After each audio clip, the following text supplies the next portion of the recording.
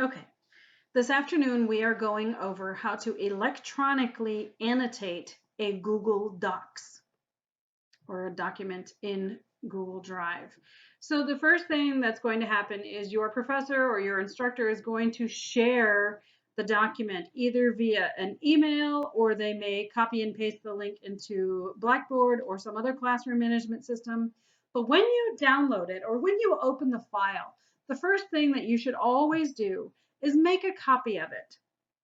And you save it then in your own drive. And if it's something that you're going to have to turn in for an assignment, then you can simply include your initials and whatever it is that you're doing with this article for the assignment, or document rather. So my students are annotating this article. I'm going to save it as annotated and then go from there. So once you create a copy of it, it will open that copy in a second tab. I don't need that first tab anymore, so I'm just going to close it.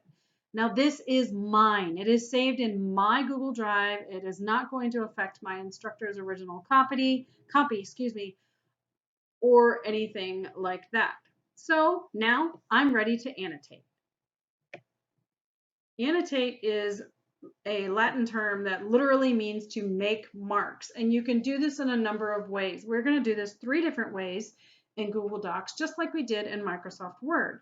We can start typing our thoughts onto this virtual paper any time.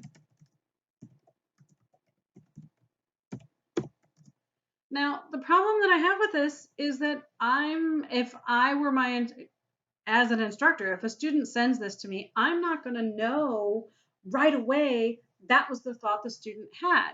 So what you should do, if you're doing it in this manner, change the font color. Change it to something that's noticeable but not obnoxious. And change the format. Either italicize it or underline it or put it in bold. That way, your instructor sees it right away. Oh, this was the thought my student had here with this statement. If you don't want to change the color formatting, you can simply, excuse me, change the fact that it's not highlighted. You can highlight the sentence or the comment that you entered. And it's as easy as that. If that's not something that appeals to you, where you don't want to have to constantly change what it is that you're writing, then what you can do, this is the second method. You can go up here where it says editing. Now, editing means you are in typing author mode. You are writing an assignment. Suggested editing, however, is another way to add your comments and make them immediately noticeable. So if I type that same phrase right here,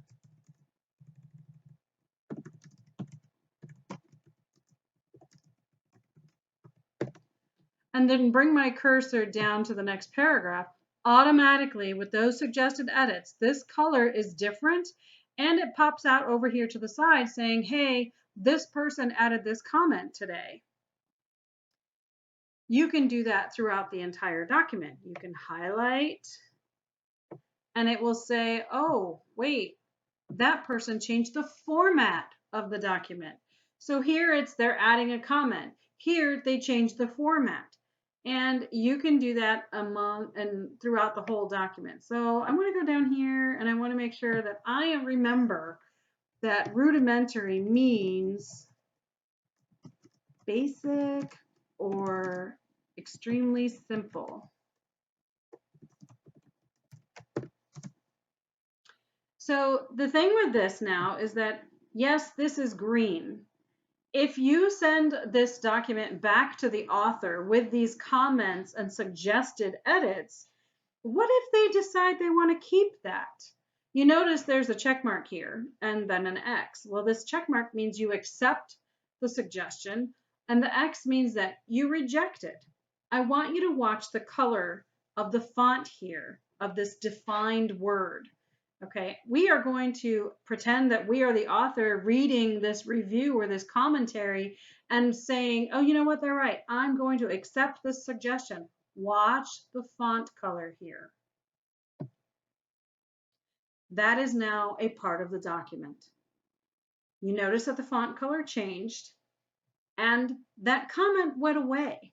Now, that's not something that you're going to worry about too much when you're annotating, but it is good to know for if you have a writing class and you are getting peer reviews or peer edits, you might take a comment into heart and decide that you do want to keep it. So we're going to delete these and we're going to move on. This next step is similar to Microsoft Word, and that is making sure that your cursor, this is the third way to insert comments, make sure your cursor is where you want it to be when you want to make a comment. And you go up to Insert, slide down to Comment, and it pops out over here on the side, and it tells you who is making the comment. And then you can type your comment in there. Now you can't hit Enter for it to stay on the document. You have to actually click Comment. And there it is. Now you notice that it highlighted this word. Well, what it does is it highlights the last word before you wanted to make the comment. If there's something else that you want to refer to, if you want your instructor to know, I am shocked by this, then highlight the phrase before clicking Insert and Comment. And you notice that I'm doing this every time. And Comment. Okay, so the first one refers to the first highlight. The second one refers to the second highlight.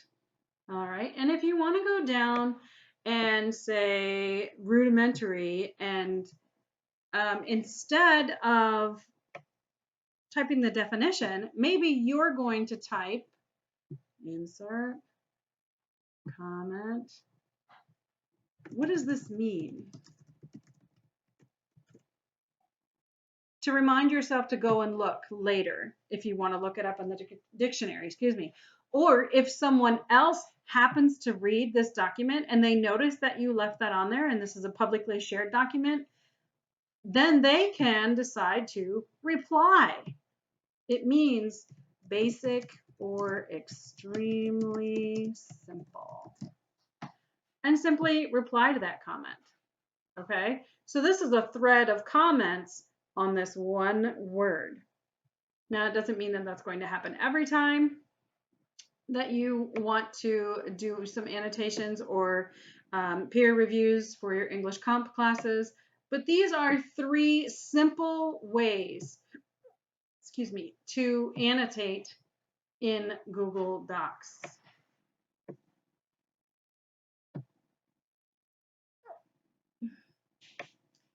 So we talked about simply typing into the document, into the body of the document, but with that, you have to manually change the font color and the format or highlight it if that's what you decide you want to do. We talked about suggested edits, and that is simply typing into the document, but with suggested edits, it automatically changes the font for you. Oops.